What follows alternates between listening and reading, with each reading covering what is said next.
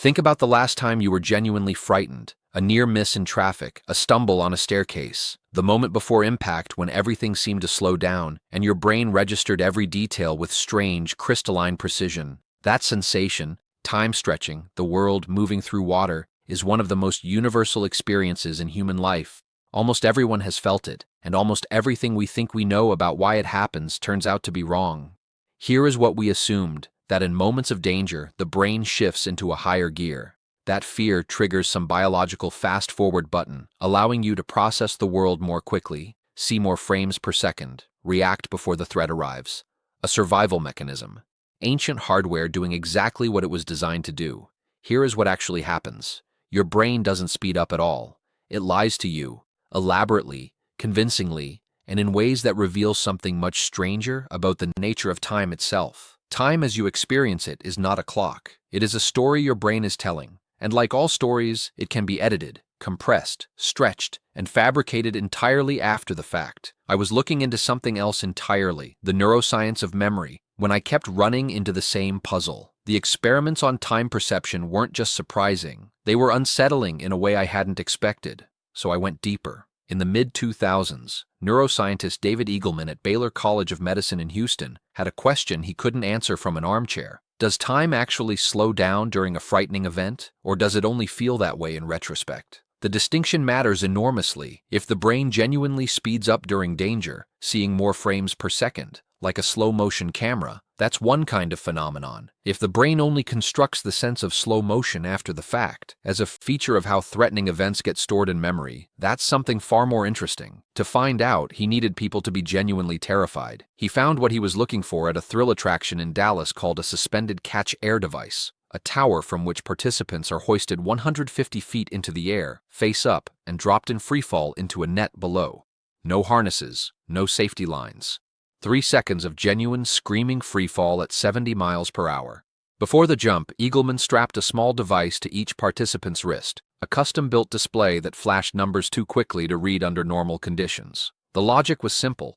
If fear genuinely slows time, the numbers should become legible during the fall. The brain, running faster, would catch them. The result? Not a single participant could read the numbers better during the fall than before it. The brain was not running faster. It was not processing more information per second. In objective terms, time had not slowed at all. And yet, when participants were asked afterward to estimate how long their fall had lasted, by recreating it on a stopwatch, they consistently believed it had taken roughly 36% longer than it actually did. Time didn't slow down during the fall. The brain simply remembered it that way. Here's the strange part. The reason the fall seemed longer in memory was not because more time passed. It was because more memories were formed. When the amygdala, the brain's threat detection system, registers genuine danger, it sends a signal that essentially says, record everything. The density of memory encoding spikes. Details that would normally be filtered out get stored. The environment becomes hyper-vivid, hyper-detailed. When you later try to recall that 3-second fall, your brain retrieves an unusually rich archive.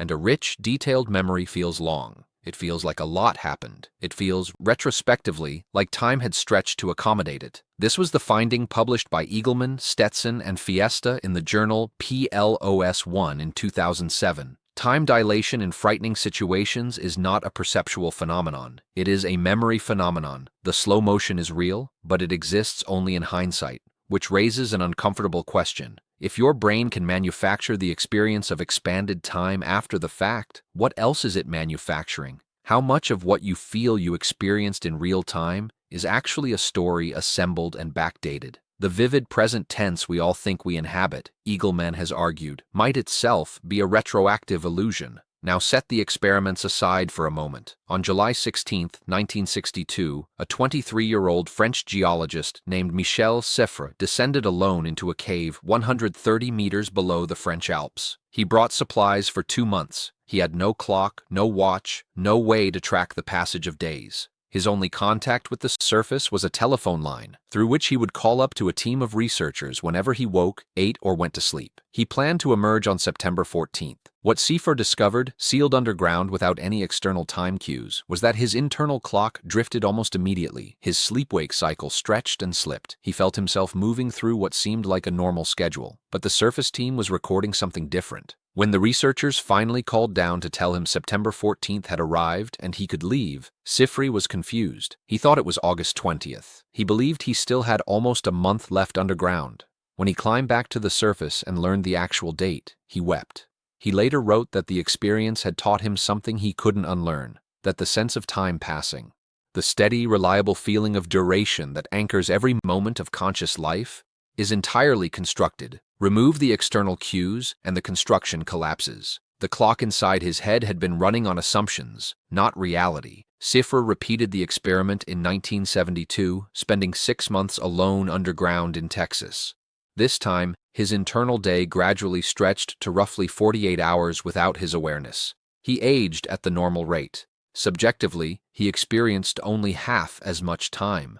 The Sifri experiments reveal what happens when external time cues are stripped away, but there is another way the internal clock drifts, slower, less dramatic, and affecting every person alive. At the center of the brain's timekeeping system is dopamine. The basal ganglia, structures deep in the brain involved in movement and timing, rely on dopamine to calibrate the internal sense of duration. When dopamine levels are high, time seems to pass more slowly. When they fall, it speeds up. The clearest evidence for this comes from Parkinson's disease, which involves the progressive loss of dopamine-producing neurons.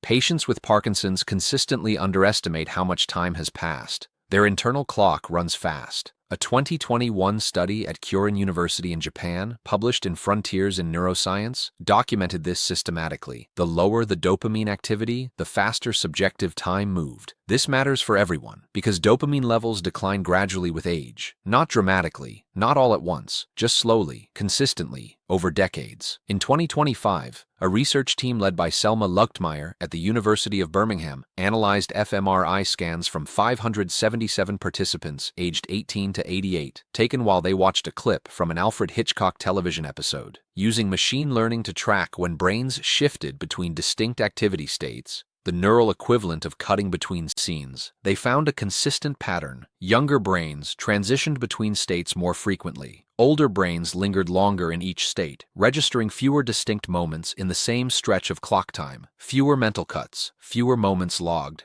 And because our sense of duration is built from the number of distinct events we remember, not from any internal metronome, less registered means time that felt shorter. This is why childhood summers felt endless. A 10-year-old encountering the world for the first time is logging thousands of new experiences, each one requiring processing, each one becoming a memory. The brain is generating more cuts per hour than it ever will again. A year at 40 contains fewer, not because less happens, because the brain has seen more of it before.